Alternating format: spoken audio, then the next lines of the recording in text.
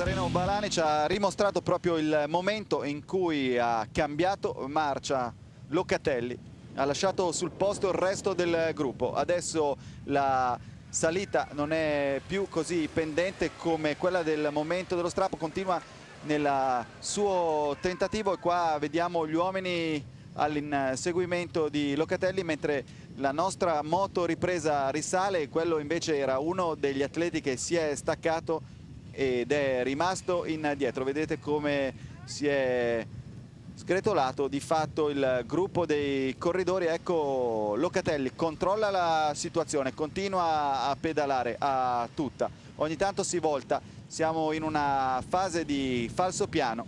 Siamo già transitati al Gran Premio della montagna di Colvendrame. Il vantaggio di Stefano Locatelli è di 20 secondi.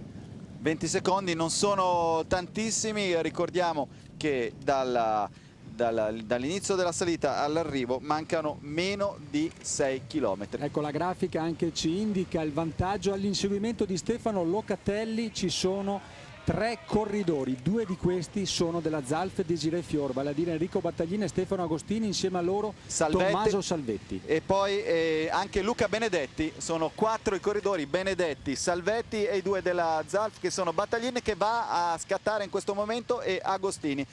Mentre appare un po' in difficoltà Salvetti, tiene Santoro dietro, e abbiamo qua Battaglin che vede ormai a una ventina di metri davanti a lui Locatelli.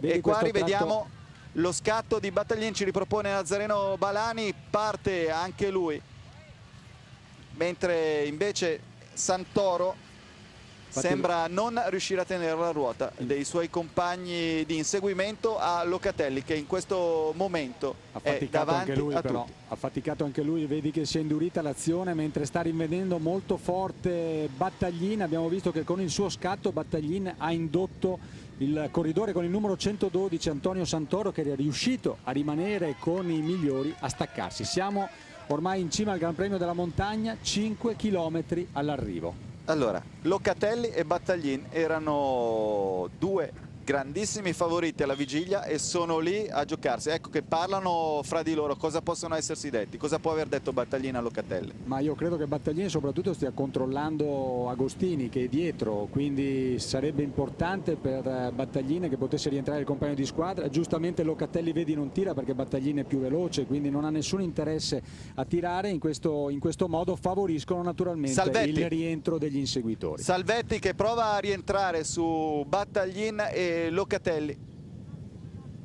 Buona la prova anche di Salvetti, è già buon protagonista anche all'ultimo Giro Bio, dove ha fatto intravedere una condizione eccellente, mentre Battaglin continua a darci dentro, sente il profumo di una importante vittoria che potrebbe arrivare. Senza dubbio il corridore più veloce tra coloro che sono davanti in questo momento. Quindi sono 3 uomini, anzi Agostini era già accodato ai 2, non l'avevamo visto, quindi Agostini, Locatelli e Battaglin, quindi 2 compagni di squadra della Zalf insieme a Locatelli, con Salvetti che stava rinvenendo. E questo invece è il gruppo degli inseguitori, che però ha più di 20 secondi di ritardo. Riusciranno i 3 al comando? Eccoli qua, con tra l'altro Agostini e Battaglin che possono sfruttare il fatto di essere insieme. A questo punto Locatelli cosa farà? Starà a ruota oppure darà cambi? Beh, Locatelli ha una sola ecco cosa Salvetti, da fare. quindi diventano 4. Salvetti, che tra l'altro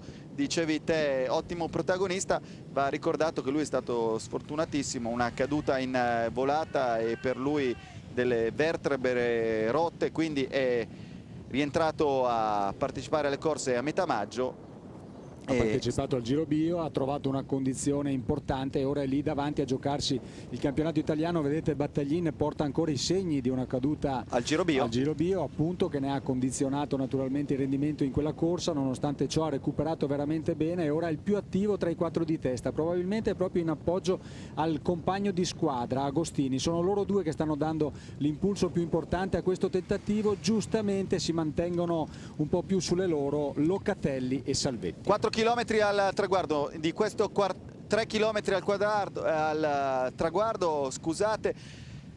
Naturalmente di questo quartetto di atleti il più veloce è quello col dorsale 54 Battaglin, mentre qua siamo indietro con gli uomini della Trevigiani, in particolare Mario Sgrinzato, che vediamo provare a tentare un'escursione in solitaria, però difficile, bisogna essere organizzati per andare a riprendere i 4 che tra l'altro abbiamo visto stanno andando veramente forte. Naturalmente non ci stanno, c'è grande rivalità tra questi due team, due uomini, Zalf e Desiré Fior nelle prime posizioni, che stanno andando a giocarsi questo titolo tricolore. Nessun uomo della Trevigiani, evidentemente quest'oggi è mancato qualcosa, è mancato qualcuno, mentre davanti, come vedi, continuano ad andare d'accordo e soprattutto a continuare a mettere vantaggio, ad accumulare vantaggio rispetto al gruppo degli inseguitori. Salvetti davanti, Battaglin, Agostini e Locatelli, che appare quello meno convinto nel proporsi e dare i cambi agli altri atleti,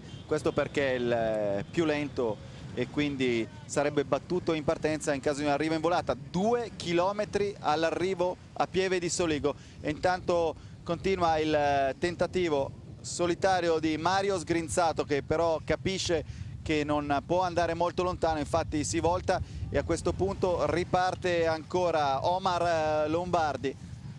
Anche lui veniva dato come uno degli attesi protagonisti della Lucchini Unidelta, tra l'altro ha vinto, intanto scuote la testa al suo compagno, non ce la fa proprio più. Abbiamo visto Benedetti scuotere la testa a Lombardi, vincitore di una tappa al Giro Bio. È vicino al gruppo, Vicinissimo il gruppo, li ormai all'ultimo chilometro. Però manca veramente poco. Locatelli a bocca spalancata, controlla la situazione dietro.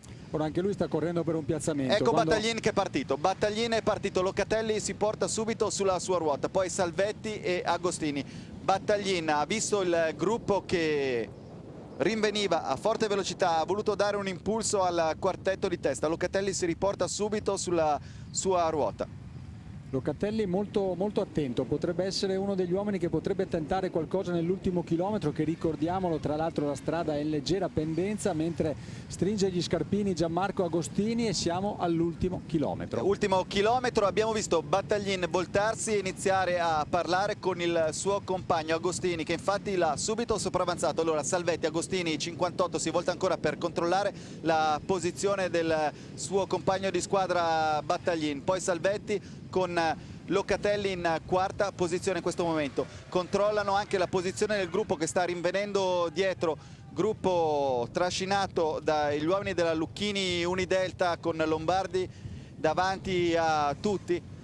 Ecco qua la velocità del gruppo, Battaglin davanti, siamo ormai negli ultimi 800 metri di gara. Alla sua ruota Salvetti, poi dietro Locatelli e in ultima posizione Agostini.